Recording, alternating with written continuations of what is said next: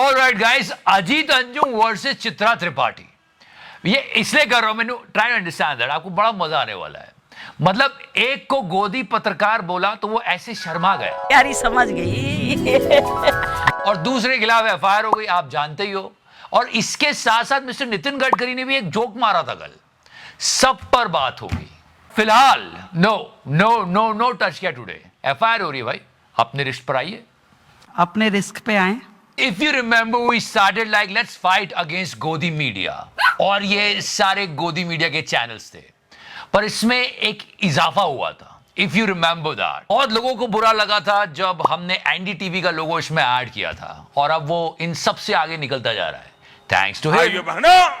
पर आप थोड़ा सा देखो कि मेन स्ट्रीम चैनल्स जो कि टीवी पर आते हैं, उसमें एक भी ऐसा चैनल नहीं बचा जो कि न्यूट्रल बात करता हो।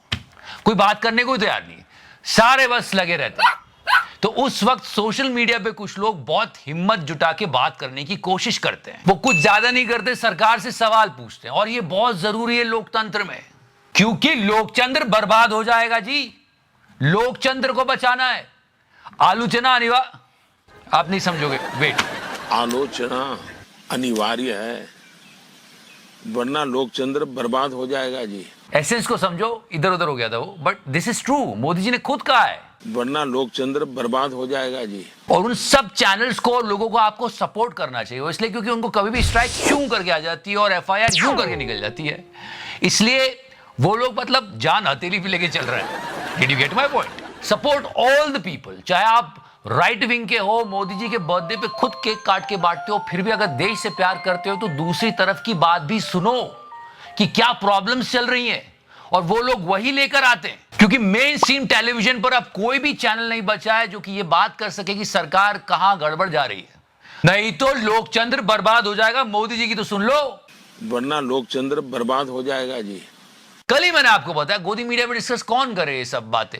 गोदी मीडिया पे अगर हिंदू मुस्लिम है तो अच्छे से करेंगे डिस्कशन, और बहुत लंबा डिस्कशन करेंगे, लेकिन कल ही मैंने आपको बताया बिहार में 11 दिनों में 31 हत्याएं हो गई हैं। दिन दहाड़े गोलियां चली, लेकिन कोई बात करने को तैयार नहीं होता है। और ये तब हो रहा है जब चुनाव है बिहार में 2-3 महीने बाद, और चुनाव आयोग की तरफ से क्या चल रहा है ये तो आपको पता ही है। अभी एक खबर आ रही है, बातें चल रही है कि 35 लाख लोगों का नाम कट जाएगा। अगर आप इस देश के नागरिक हो और आपको वोट देने का अधिकार है तो उसको 100% ये अधिकार देना चाहिए और उसको वोट डालना चाहिए। उसका ये हक किसी कीमत पर कोई ना छीन सके। और साथ ही साथ अगर कोई दूसरे देश का व्यक्ति घुसपैठ करके हमारे देश में रह रहा है तो उसको तो वोट डालने का अधिकार होना ही नहीं चाहिए। तो इस बात को लेकर मिस्टर अजीत अंजुम ने एक वीडियो बनाया और कुछ सवाल उठाए, इसकी वजह से इन पर एफआईआर हो गई। मेरे खिलाफ बेगूसराय जिले में एफआईआर दर्ज हुई है, और एफआईआर दर्ज इसलिए की गई है क्योंकि मैंने बेगूसराय में एसआईआर के दौरान बलिया प्रखंड में जिस तरह से आधे अधूरे फॉर्म भरकर जमा हो रहे थे, अपलोड हो रहे थे, उस पर एक स्टोरी की थी, उस पर एक वीडियो किया। तो ये एफआईआर झेल रहे हैं, सोशल मीडिया पे कैसे तो भी काम चला रहे हैं, और दूसरी तरफ इनसे मिली। और थोड़े दिनों पहले मैंने आपको बताया इनको बिहार अस्मिता अवार्ड मिला। अब किस वजह से मिला इसका पता तो जेम्स बॉन्ड भी नहीं लगा सकता।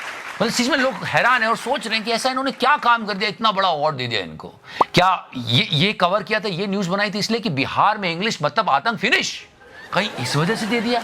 तो मैं बात इसलिए कर रहा हूं कि एक पत्रकार के खिलाफ तो एफआईआर हो रही है, और इनको इसलिए अवार्ड मिल रहा है क्योंकि ये जब भी बिहार में जा रही हैं इलेक्शन कवरेज करने, तो बस एक ही चीज आपको सुनाई देगी, भाजपा बीजेपी में। सुनिए मेरी बात, भारतीय जनता पार्टी, लेकिन बीजेपी में। सुनिए मेरी बात। मिस्टर प्रशांत किशोर के साथ इनका इंटरव्यू चल रहा था और उन्होंने साफ बोल दिया इनको, और इनका चेहरा इतना सा हो गया। नहीं कि भाई आप लोग तो मोदी जी के भक्त लोग हैं। शुरू हो जाए। अरे भाई आप लोग कहते हैं भाई मोदी जी के भक्त हैं, आप बताइए मोदी जी को। थोड़ा सा and hold on for a second, मतलब जरा शर्माना देखो यहाँ पे, यारी समझ गई। मतलब ऐसे कौन शर्माता है यार? किस बात पे शर्माया जा रहा है?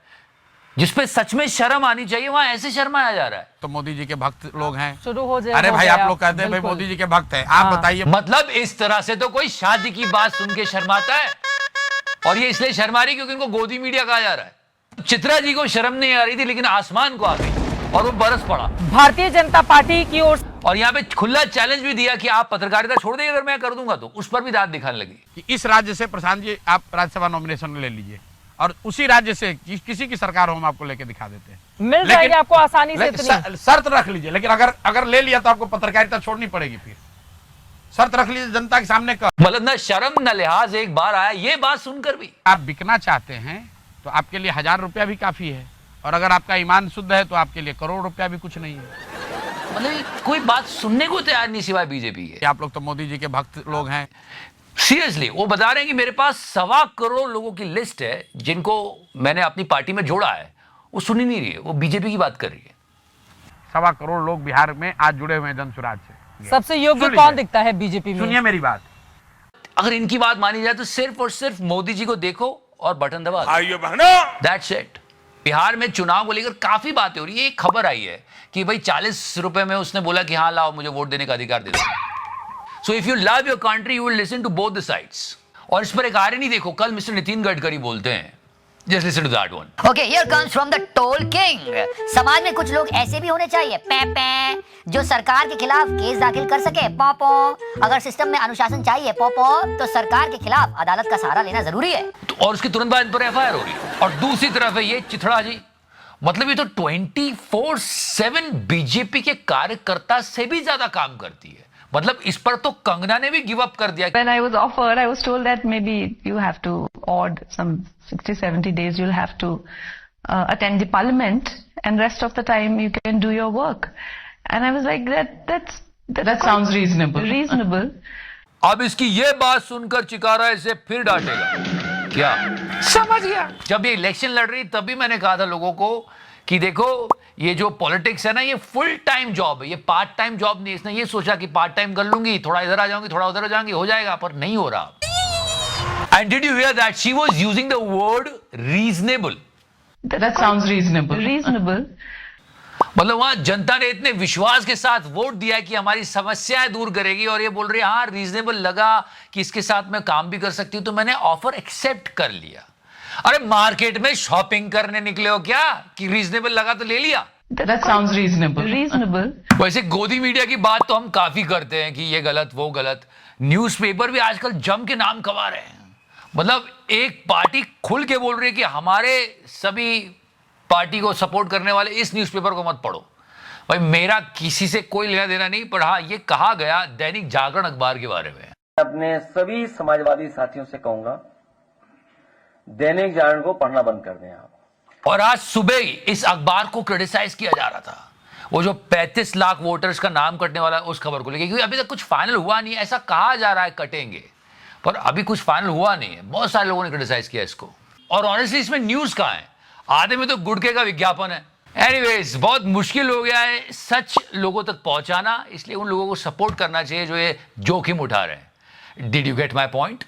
Please press the subscribe button. और आज टच किया नहीं, बहुत मिक्स रिव्यू आ रहे हैं कि यार रोज रोज थोड़ी टच करेंगे, ठीक है मत करो यार। हाँ बट हाँ एफआईआर एंड ऑल दिस, तो या अपने रिस्क पर आए, अपने रिस्क पे आए।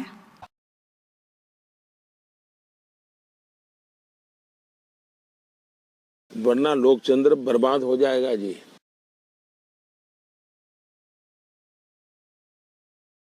margin